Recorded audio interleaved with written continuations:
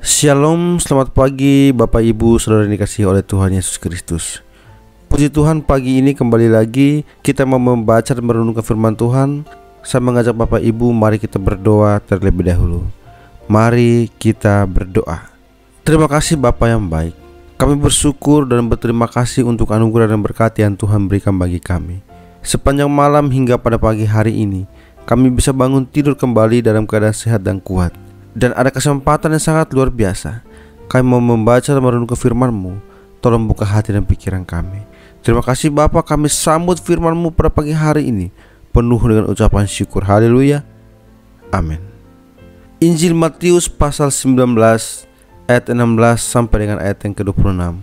Namun kita hanya membaca ayat 16 dan ayat yang ke-17.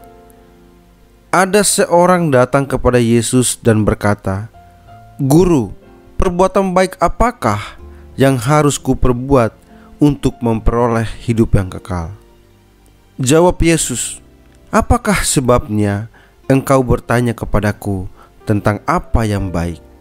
Hanya satu yang baik, tetapi jika engkau ingin masuk ke dalam hidup, turutilah segala perintah Allah." Tema yang saya berikan untuk kita renungkan bersama yaitu bagaimana cara masuk surga. Bapak Ibu Saudara yang dikasihi oleh Tuhan Yesus Kristus, masuk surga itu berat syaratnya. Hanya seorang yang menjadi seperti anak kecil yang memiliki kerajaan surga. Apa artinya? Seperti seorang anak kecil yang tidak punya apa-apa untuk diandalkan, melainkan sepenuhnya bergantung pada kasih sayang orang tua atau orang dewasa lain. Demikianlah orang yang ingin masuk surga harus sepenuhnya bergantung pada kemurahan Allah saja. Perbuatan baik dan kekayaan bisa membuat orang memiliki keyakinan diri yang kuat, rasa terhormat. Sampai di situ tidak salah.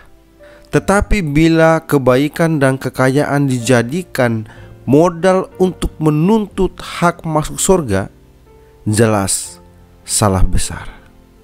Melepas segala sesuatu, di dalam dunia ini banyak hal yang dapat diatur atau diperoleh dengan uang. Bahkan kebenaran dan keadilan pun dapat diputarbalikkan hanya karena uang. Kenyataan seperti itu bisa menggoda orang berpikir bahwa keselamatan dan kerajaan surga pun dapat diperoleh dengan uang, atau Tuhan dapat disogok dengan uang.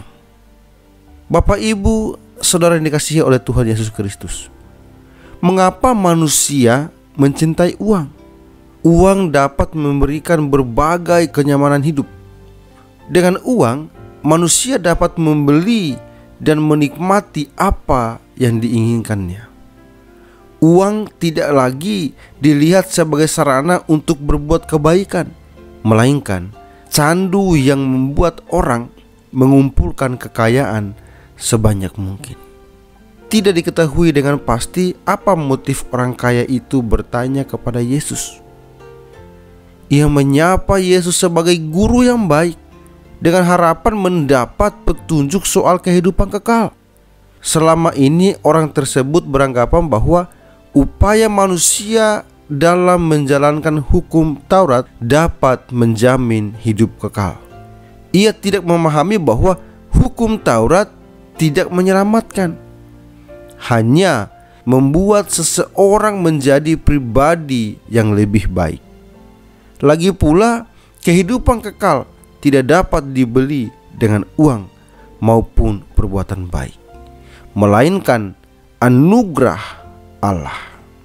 Dengan berterus terang, Yesus menawarkan beberapa solusi kepada orang kaya itu, yaitu pertama, menjual dan membagi-bagikan kekayaannya kepada orang miskin.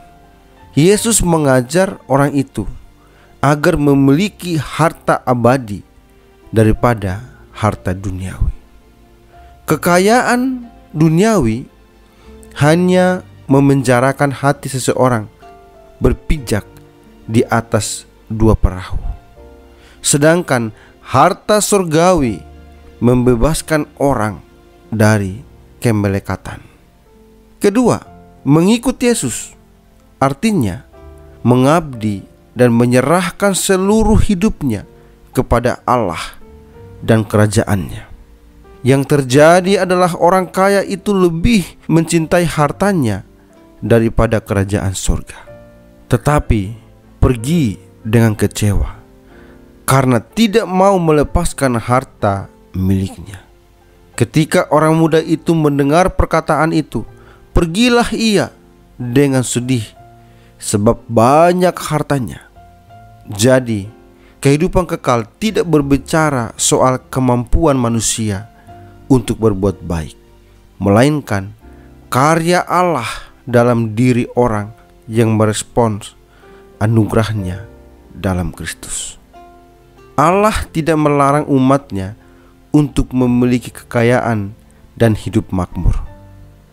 Namun ada risiko yang perlu diwaspadai, yaitu mencintai harta lebih dari diri Allah, sama artinya perzinaan rohani dan pemberhalaan. Bapak, Ibu, saudara yang dikasihi oleh Tuhan Yesus Kristus, harta yang melimpah tidak menyelamatkan.